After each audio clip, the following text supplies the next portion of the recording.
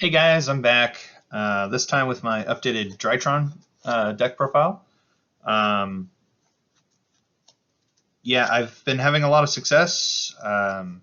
Most recent is just a local win over a pretty good player of mine, like at my locals. We kind of go back and forth, and I finally got the 2-0 on him, so that was pretty sweet. And then I top aided it wasn't a case tournament, but it was like something along those lines. Like they just added a lot of boxes per like people, and there was 8 boxes in the pool, I believe, 8 or 9, something like that. Um, but yeah, anyway, I got 8th in that tournament, and then just to do my losses were due to some. Well, only one was my fault. I thought my ritual spell was a Nova instead, so that was my bad. But yeah, anyway, I think the deck is very strong.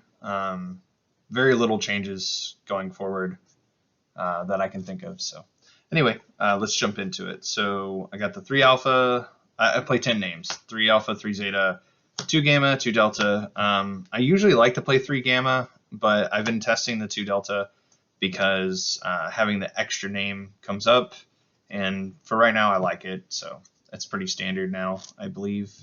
So there's that. And then we have the Evas. I don't like doing the Herald of Perfection build. I don't like the preps. I'm very cut and dry on this list. Um, and then 3 Diviner. This card's cracked.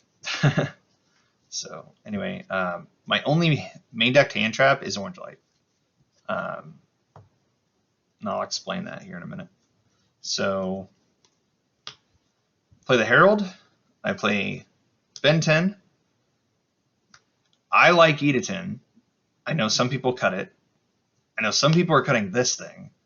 That's insane. This wins you in time. I don't know. It is extra. Like you don't have to play it. But man, has it won me a lot of games. So I'm playing this until they do something about the deck. And then I'm also playing this card because I think it's insane. There's a lot of times where if you get drolled, you want to end on this guy. I'd much rather end on this than this against Print Kids. Just because like popping their normal summon really comes up versus hitting their chain blocked cards. So yeah. So I'm on the 5 rituals. I'm at 42, by the way, and you'll see why in a minute. 3 Nova, 3 Cyber Emergency. I like the second ritual spell comes up, especially now that Shen Shen's back in the format. Virtual World's doing things again. I don't actually own Virtual World anymore. I traded it. I would have done a deck profile. I did win the pre-release for Dawn of Majesty with my Virtual World list. But yeah, anyway. So yeah, I play the 2 because it can get banished, and yeah, that really sucks. So we play the 2. Plus Editon can grab the 1 from the deck. It makes Zeta not dead. You're getting value out of it. You're just getting an extra card. And then you have to play a Foolish. I'm on triple talents and called by. I'll be playing this for the foreseeable future until the 10s come out, where we have cross out designator, and then the whole game changes. So anyway, that's a story for another video. Talents is really important in this deck. And then I also like going with the droplets because I don't like drawing the hand traps. There was a build that I was playing that played the ghost spells in the main. Those are nice, but there's not really a whole lot of people main decking like DD Crow or definitely not Cycle Reader. So I felt like it was safe. It's a decent card in the mirror match for sure. Bell is, but I just felt like you had to have these to crack boards and prevent them from messing with your combos. And then I'm playing Dragoon, that's why it's 42. 42 is a solid number for it. Unfortunately, in that tournament I was talking about for the boxes, I actually had a game where I drew both of these. That was very rough. I lost because of it, and then my other loss for that tournament. So I went X2, getting into the top 8, and then in top 8, I literally bricked unplayable twice. Like, I don't even understand what was happening. Well, for game 1, I know I had my deck somewhat sorted because there was one of our friends that has a YouTube. Shout out to Dreadmaster YGO. I believe that's his name. Sorry, Sean. Anyway, so he had the deck profile there, so it'll be on his channel. I'll probably link it down below. But yeah, anyway, I sorted it out for him because I thought he was gonna want it anyway, and I didn't top 8. I thought I didn't top 8 going X2, but anyway, that's why I bricked game 1. I drew like 3 Cyber Emergency, something like that. It was rough. But anyway, and then game 2, I just drew like pieces and stuff. It was just unfortunate. The deck doesn't usually do that. At 42, it hardly bricks like that. So yeah. Anyway, for the extra deck, we got our Dragoon package.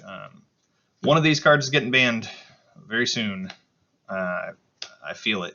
I think everyone feels it. So we'll see what happens. For right now, I'm only on 1 Herald. If I main deck the Ghost Spells again, I'll bump this up to 2 because you can actually land on it like under Droll, and it comes up. And then you play the Tis going second, or turn 2, basically. You can send it with Diviner and pop card. Seems necessary still. We got the 2 Fafnir, the Downard, the I need to scoot this up, the Zeus, Zeus, and probably a card that's questionable on the ban list as well, Beatrice. Beatrice is very important for the deck. Send a name, send Eva to get more fairies for Herald. Yeah, it's a lot of shenanigans. And then we got the Link Grebo, IP.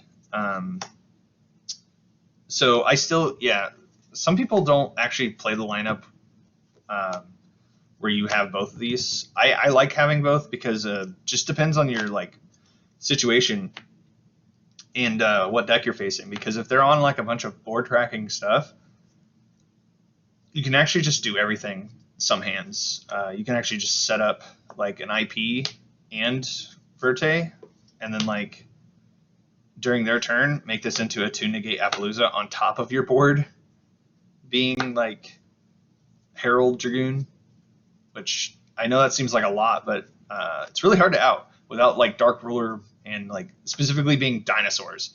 Like it's kind of hard to out. But yeah, anyway, so Phoenix Unicorn, access code. I don't like Portal Sword anymore.